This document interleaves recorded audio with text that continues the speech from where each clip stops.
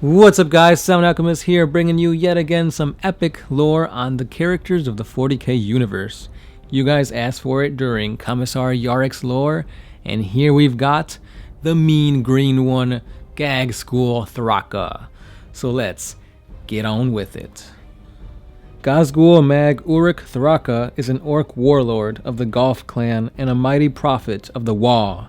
He is the single most influential orc in the galaxy in the late 31st millennium, and billions of greenskins march to war in his name. The Wall, led by Ghazghkull Thraka, is different than any other orc invasion. Most orc wars are seen as temporary events that become little more than footnotes in the history of some random race.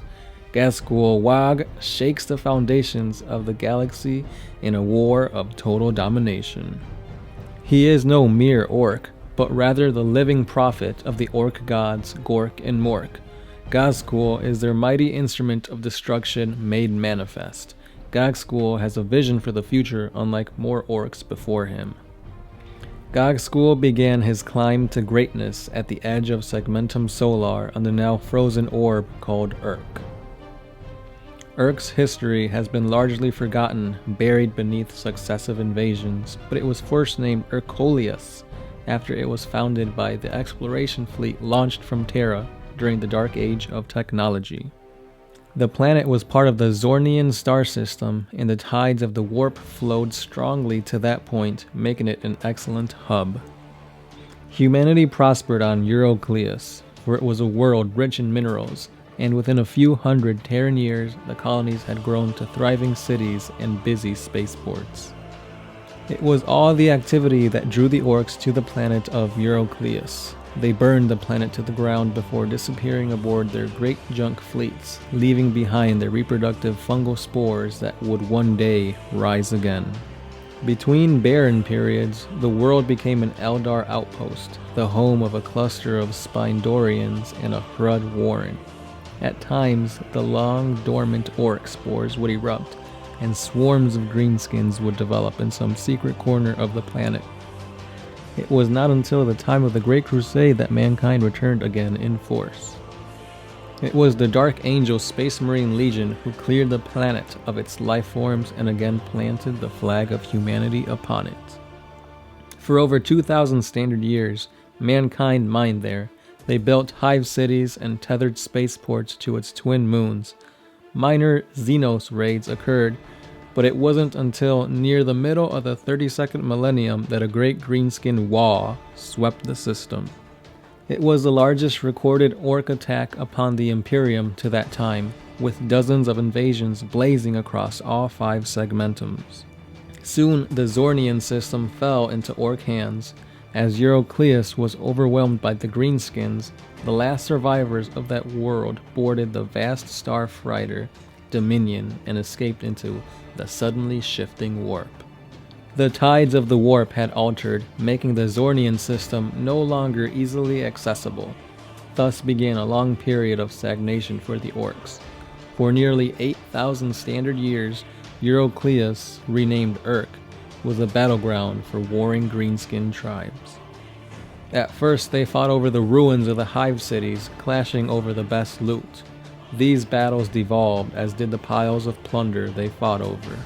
No leader proved large enough to gather more than a handful of the tribes or clans beneath him, so an equilibrium of squalor became the way of life.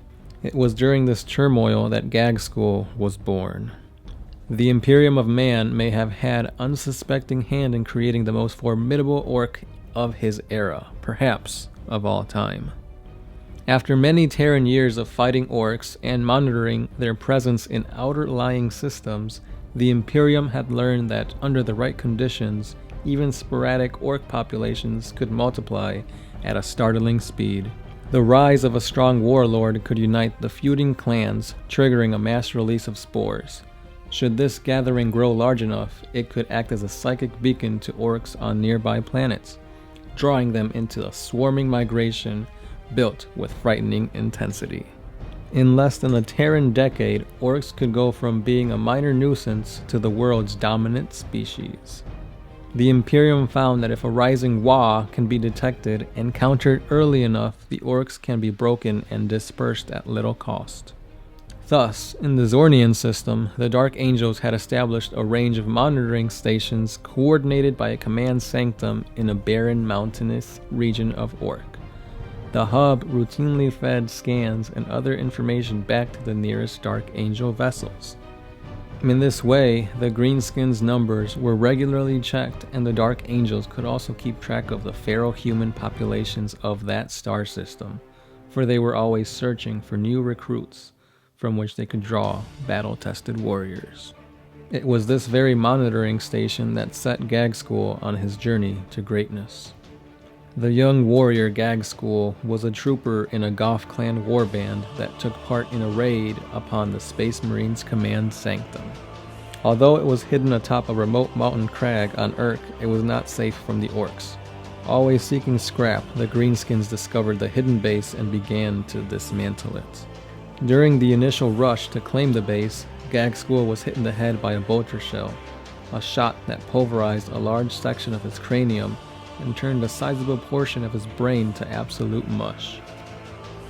It was quite possible that the young and profusely bleeding Ghazghkull might have been left for dead then, but there, Ghazghkull got back to his feet, a sign of toughness and grit that any Goth would respect. It was widely known that a crazy Deathskull's pain boy was paying those who brought him fresh material to work on with a good sum of teeth. His own mob guided him onwards. He was a stumbling wreck and had to hold his bleeding brains in with both hands, but they eventually reached the Deathskull's outpost of Rustpike. There, his own mob traded Ghazghkull to Mad Doc Grotznik for the sum total of 3 teeth and a new choppa. Immediately after Mad Doc Grotznik performed his pivotal operation, Ghazghkull sees green visions for the orc gods Gork and Mork. Grotznik had replaced part of the Goth warrior's skull and brain with bionics, wires, and squig sinew, holding it all in place by riveting on adamantium plates. When Ghazghkull woke, he could see more clearly than he ever could before. This had little to do with his eyesight or new bionic eye, which truthfully was always a bit out of focus. Rather, for the first time in his short life, Ghazghkull awoke with a brand new vision. The vision gave him a destiny to rally all of Orkdom and lead them onto the greatest wall of all time.